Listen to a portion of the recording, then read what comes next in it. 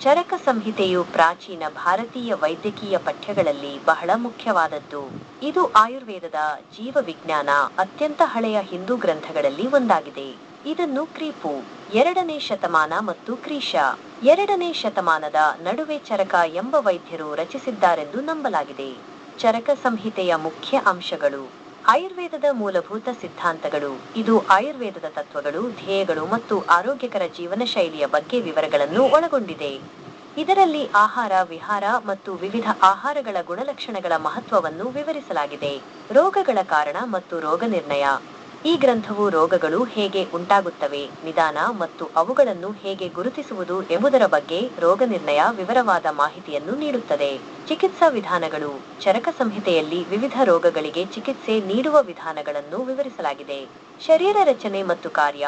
ಇದು ದೇಹದ ರಚನೆ, ಶಾರೀರ ಮತ್ತು ಅದರ ಕಾರ್ಯಗಳ ಬಗ್ಗೆಯೂ ಮಾಹಿತಿಯನ್ನು ಒಳಗೊಂಡಿದೆ.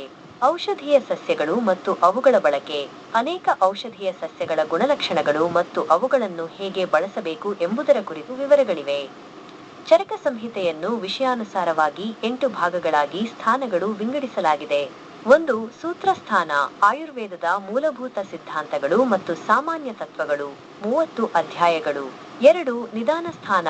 ರೋಗಗಳ ಕಾರಣಗಳು ಮತ್ತು ರೋಗೋತ್ಪತ್ತಿ 8 ಅಧ್ಯಾಯಗಳು. 3. ವಿಮಾನ ಸ್ಥಾನ. ರೋಗಗಳ ನಿರ್ದಿಷ್ಟ ಲಕ್ಷಣಗಳು ಮತ್ತು ರೋಗ ಪರೀಕ್ಷೆಯ ವಿಧಾನಗಳು 8 ಅಧ್ಯಾಯಗಳು. 4. ಶಾರೀರ ಸ್ಥಾನ. ದೇಹದ ಅಂಗರಚನೆ ಮತ್ತು ಭ್ರೂಣಶಾಸ್ತ್ರ 8 ಅಧ್ಯಾಯಗಳು. 5. ಇಂದ್ರಿಯ ಸ್ಥಾನ. ಇಂದ್ರಿಯಗಳ ಆಧಾರದ ಮೇಲೆ ರೋಗಗಳ ಮುನ್ಸೂಚನೆ 12 ಅಧ್ಯಾಯಗಳು. 6. ಚಿಕಿತ್ಸಾ ಸ್ಥಾನ. ವಿವಿಧ ರೋಗಗಳ ಚಿಕಿತ್ಸೆಗಳು 30 ಅಧ್ಯಾಯಗಳು. 7. ಕಲ್ಪಸ್ಥಾನ. ಔಷಧೀಯ ಸಿದ್ಧತೆಗಳು ಮತ್ತು ಅವುಗಳ ಬಳಕೆ 12 ಅಧ್ಯಾಯಗಳು. 8. ಸಿದ್ಧಿಸ್ಥಾನ. ಚಿಕಿತ್ಸೆಯ ಯಶಸ್ಸು ಮತ್ತು ವೈದ್ಯರ ಜವಾಬ್ದಾರಿಗಳು 12 ಅಧ್ಯಾಯಗಳು. ಚರಕ ಸಂಹಿತೆಯು ಆಯುರ್ವೇದದ ಅಧ್ಯಯನದಲ್ಲಿ ಒಂದು ಮೂಲಭೂತ ಪಠ್ಯವಾಗಿದೆ ಮತ್ತು ಇಂದಿಗೂ ವೈದ್ಯರು ಮತ್ತು ವಿದ್ಯಾರ್ಥಿಗಳಿಗೆ ಬಹಳ ಮುಖ್ಯವಾಗಿದೆ.